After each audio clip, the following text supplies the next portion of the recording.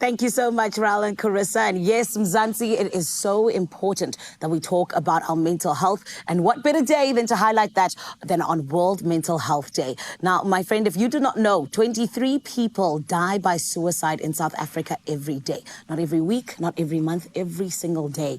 And there are so many people, loved ones, who are left behind asking themselves, what could I have done? What could I have seen? What could have possibly happened if I'd even seen some signs? And that is why today we're having the conversation. We're getting to understand what exactly it is that you can possibly do to help those out who might be possibly looking at ending their lives or even in finding themselves in a very depressive state. And today we get to sit down with two people who are a big part of SADC. And I honestly feel like without these people, it would be so difficult for us to be able to get to a place that we want to see ourselves in South Africa when it comes to mental health. And that is why we get to welcome this morning psychiatrist and board member of SADC. It is none other than Dr. Franz Korb. And of course, it is as well somebody who is very much in charge when we talk about volunteers and training at coordinating the SADC people. It is none other than the lovely Lebohang Mokoena. And today we're getting to have this conversation, Mzansi, because it is so important. And tomorrow is World Mental Health Day. And I say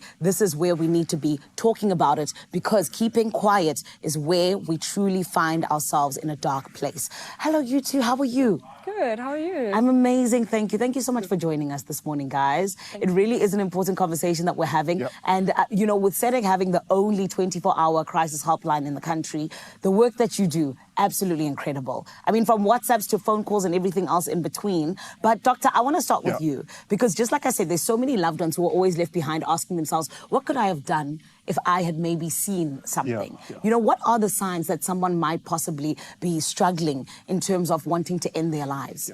Thank you so much for inviting us. I mean, it is such an important day tomorrow as World Mental Health Day. And as you mentioned, I mean, it's something we need to talk about all the time. Yeah. Now, first of all, that is the main thing, is when we need to kind of be aware that somebody is going to commit suicide or they've got suicidal thoughts. And it's not so easy to actually recognize suicidal thoughts. But there are some kind of telltale signs that we can look at. Yeah. First of all, there are the kind of verbal kind of things that people do. You know, they kind of start talking about, is life worthwhile? Is it worthwhile living? Have I got a purpose in life? You know, if one starts seeing that kind of change in your kind of way or you look towards life, that kind of nihilistic, that there's no purpose, you know, I've got nothing to live for anymore. So that's the kind of verbal things that they do. And then secondly, we need to be aware of are the kind of behavioral things that happens. You know, they suddenly change from the normal person that they used to be, a sparkling person or whatever, and you can see a change in their mood. There's a shift in a kind of a negativity, a darkness in their mood. Yes. They often then become kind of irresponsible. They start using more alcohol to drown their feelings, perhaps more drugs to drown their feelings. They start getting their affairs in place. Sure. And some people go as far as to make sure that their will is in place and all of those kind of things. If you see those kind of out of the ordinary kind of behavior is a kind of a telltale sign that they might thinking about suicide. Okay. And then the last group are the psychological things. Yeah. That is when people start, when you talk to them, they mention things, they feel hopeless, they feel helpless, they feel more anxious, all those kind of things. And again, I think the main thing, if people notice any change in personality, a shift in personality, you know, talk to the person. Ask questions. Ask questions. Yes. Do not. And I think that is the main thing about suicide, is people leave it till too late. I hear that. Because a suicide doesn't start just to happen overnight.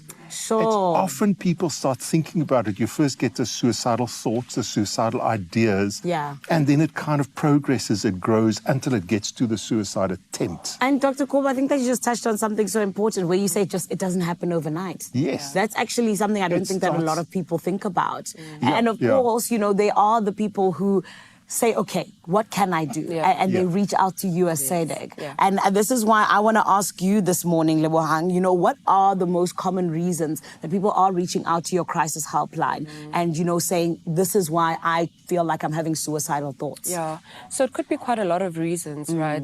Others could be day-to-day activities that are starting to affect them. It could be stress-related issues, right? Others could be dealing with the emotions and the symptoms that, Dr. Fons just mentioned around feeling hopeless, helplessness, and saying, I don't know what to do. I don't know what the point is anymore. And people start reaching out for help where they feel like, I don't know what to do. I don't know where to go. And it could be around them feeling depressed. It could be around them feeling anxious. It could be due to trauma previously.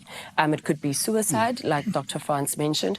It could be around substances. There's quite a lot of issues that people do reach out into the lines. But I think the main thing is just them saying, I'm going through a very hard time and I need someone to speak to. And nobody's listening to me and I don't know what to do. And that's why they reach out to our helpline. Oh my goodness. I never would have thought that people say no one's listening to me.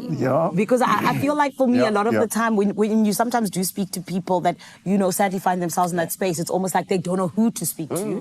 When you say no one's listening, that's a completely different story. But doctor, then talk to us about, why is it a myth that talking about suicide gets someone to actually think about actually doing it? Why is that a myth? And that's a myth we really need to kind of get away from. I mean, exactly what you said, that, people phone their helpline and, SEDEC gets over 2,000 calls a day. Wow. Not a month, a day. Wow. That people feel they can't talk to anybody. People won't understand them. People won't listen to them, that kind of thing. And there is this myth that if you talk about suicide, you actually plant the idea in somebody's head, which is actually, psychological research has shown the opposite.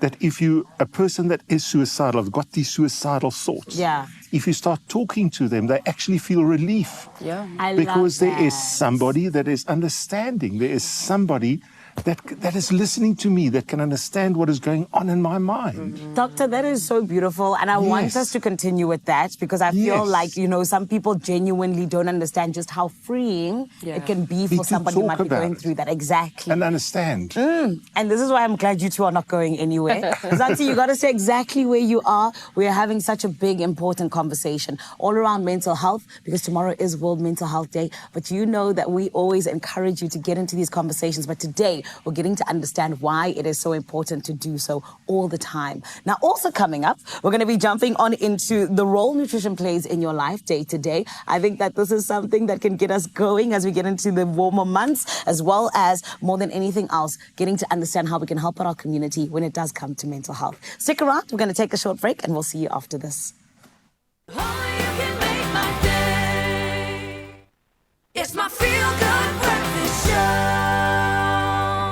Welcome back, Mzansi. You are indeed still on your Feel Good Breakfast Show, and we love it when you feel good. But the reality of life is the fact that people don't always feel good. And unfortunately, sometimes you find yourself either in a depressive state or sometimes even thinking of taking your own life. But this is why we are having the conversation as we get into World Mental Health Day tomorrow and getting to understand what we can do for ourselves in terms of our mental health, but also for those who might be struggling around us. So we're still sitting down with Dr. Franz Kov as well as Lebohang Mokoena, who is a volunteer or rather the coordinator, the training coordinator at SEDEC. And we are getting to get into just this very important conversation around your mental health, my mental health, and our community's mental health. Now, you two, I said I'm glad you're not going anywhere because I feel like there's still so many questions I have to ask you. I mean, you mentioned the fact that each and every day SEDEC gets over 2,000 people calling in to your 24-hour crisis helpline. So, Lebohang, I want to ask you, especially as somebody who, is part of the counseling at SEDEC, what is that one moment or the message that really just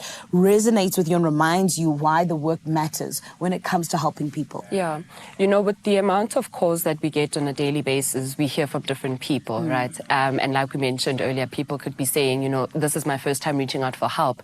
I've tried speaking to loved ones, however, they're not listening to me. And I think that one message that still resonates with me is people calling back after they've reached out for help and say, actually, I spoke to a so-and-so counselor and thank you so much for the help that they gave me, because they were in that dark space in their lives where, there wasn't really much that they could do. Yes. But because they reached out for help, they felt so much better. They felt a bit lighter. And because there was somebody who was willing to listen and to hold that safe space for them, they felt a lot more better. And just them calling us back and saying, listen, thank you for the work that you do. It means a lot. That's incredible. We love success stories, right? Yeah. And I also feel like, Doctor, when we talk about people around us, sometimes it can be overwhelming. You don't know what to do. You don't know how to help them out because you're not a volunteer or you're not somebody who's trained, right? So can you talk to us if you think that someone is struggling around you, what is the first thing that you would say to them? Yeah.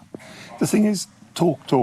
I mean, people are so scared to talk about mental health. Yeah. And it's so important to talk about mental health. And if you notice somebody is not feeling well, the main thing is one must not be judgmental. So when you talk to a person that is suicidal, the old thing is pull yourself out of it. How can you look what you've got in life? Why do you have suicidal thoughts? You've got everything you want. But that is non-judgmental and understanding and empathetic towards the person. Try and put yourself into that person's shoes and then just talk about it and say, I've noticed this. I've noticed you're not feeling well. You've changed. Yeah. What is going on in your mind? Let us talk about it. And I think the most important thing is one always then kind of explore the kind of why do you feel life is not worthwhile? But also together with that, what makes life worthwhile for you? And then shift the conversation from what's not making worthwhile to what is positive in your life. Love that. And then on that positive note, try and then talk to the person on what is positive in your life to install some kind of positivity. Incredible. And then after that, to get professional help. That's very important. Phone SADAC. Yeah. Phone a healthcare professional, whether it's psychologist, doctor, psychiatrist, religious leader, or whatever. Go to the SADAC website. I love There's that. lots of information on the SADAC website. And there really is a lot of information. And I think it's so incredible, just the work that's being done by you guys. And this is why I'm also just like, how do you even get it all done? Because having to train volunteers and get them ready to be able to speak to someone who might be crying out for help, I can imagine it takes a lot. Yes. So talk to me, Lebohang, what are the qualities that a volunteer would need to have? I think the most important thing is remembering that people are reaching out for help, right? And they haven't been given the platform to speak about what they're going through. Yes. Therefore, as the counselor, you need to hold a safe space for the people that are reaching out for help. Yeah. You don't want to be judgmental towards them because they've already faced those judgments outside in society. Therefore, as counselors, our role is to hold that safe space for them. Definitely being empathetic. When someone is sharing something to you, you need to listen to understand where they're coming from and not listen to respond, So it's very important that we listen effectively to understand where the person is coming from and to be empathetic throughout the call. It's very important because then our callers end up feeling like, wow, actually this person listened to what I'm going through and they understand what I'm experiencing. So it's very important that our counselors hold that safe space for the people that reach out. Incredible. And earlier on, Doctor, we spoke about, just the early warning signs. What is it exactly that you believe we can better use to equip families and even workplaces to be able to not just detect the early warning signs, but to almost deal with them as well? I think the main thing is we need to talk about mental health. What we're doing this morning. Yes. I mean, it's when I've got a headache, it's easy to tell my family I've got a headache, or I've got a pain, or if I've got a sprained muscle. Why not say, I'm not feeling well? Why not talk about emotions? Almost destigmatize it. Yes, it must. Stigma is still one of the main issues why people do not come forward and ask help for any mental health issue, whether it's depression, anxiety, whatever it is. So the main thing is talk, and talk about mental health. Get mental health out there on the same level as physical health, and the two are linked. If you've got a healthy body, you've got a healthy mind. And if you've got a healthy mind, you've got a healthy body. 100%. So get it out there and talk about mental health. We need to get into the gym. Yes, and we shouldn't only leave it for the 10th of October, World Mental Health Day. That's true. That's true. We should talk about mental health every single day of our lives. Exactly. And that should be destigmatized, and it should be part of normal life. It should be a norm, 100%. And Lebohang, honestly, I feel like, there's young people people that are always, trying to talk about mental health, So then let's get into it. When it comes to creating safe spaces, as you've been talking about, what is it that young people really say they need more of? Yeah. And particularly even in workspaces and within their communities? There's a lot of stigma around mental health in young people. We do school outreach programs and we speak to learners, in high school. Yes. And we ask them, do you guys think you can have depression at your young age? And some of them say, no, we can't have depression because we're so young. But that's not true, right? There's such a huge stigma around mental health in young people. And young people need for us to create that safe space for them to say, listen, it's okay to not be okay. Yeah. Because there's so much pressure that they're going through. As a young person, you're still figuring life out. You're still trying to understand, what is it that I need to do? What's my purpose? But now the society has to create that safe space where to say, listen, it's okay. We are here for you. We're here to guide you through this process. So definitely creating that safe space for them and trying to understand where they're coming from, and listen to them wholeheartedly. Incredible. Guys, thank you so much. This specific conversation is one that I already know is making its impact, and we appreciate just the work that you do, because I can't imagine where South Africa would be without you. So thank you so much. Thank you. Thank you so much for inviting us. Of course. Mzansi, tomorrow is World Mental Health Day, and we are having those conversations. As you heard, the best way to help our mental health, to help those who might be in need in terms of needing assistance when it comes to either finding themselves in depressive episodes, feeling anxious, or even thinking of taking their own lives, is to talk about it. And the beautiful thing is, if you are someone who finds yourself in a dark place right now, there is help out there. And it is so easy just to pick up the call, pick up the phone. It is 0800, it is 567 567, and it is for free. It's a toll-free number. That is where you can find a SEDAC member who would be able to help you out from that dark space, to at least talk you through it and allow you to know that it is okay to not be okay, and how you can find your way out. But tomorrow we get into it some more. But for today, thank you so much to you for having this conversation. Let's keep talking about it. And don't forget, you can visit www.sedac.org for more toolkits, volunteer information, and 24/7 support resources. Right about now, though, my Raul, you did say it was an important conversation that we were going to be having. My friend, I know that you're in the kitchen. What's happening with you?